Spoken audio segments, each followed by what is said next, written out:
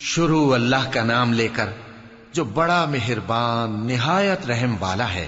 اے پیغمبر صلی اللہ علیہ وآلہ وسلم، اپنے پروردگار عالی شان کے نام کی تسبیح کرو، جس نے انسان کو بنایا، پھر اس کے اعضاء کو درست کیا، اور جس نے اس کا اندازہ ٹھہرایا، پھر اس کو رستہ بتایا، اور جس نے چارہ اگایا، پھر اس کو سیاہ رنگ کا کوڑا کر دیا۔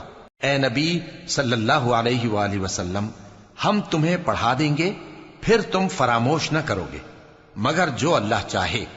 وہ کھلی بات کو بھی جانتا ہے اور چھپی کو بھی، اور ہم تم کو آسان طریقے کی توفیق دیں گے، سو جہاں تک نصیحت کے نافع ہونے کی امید ہو نصیحت کرتے رہو۔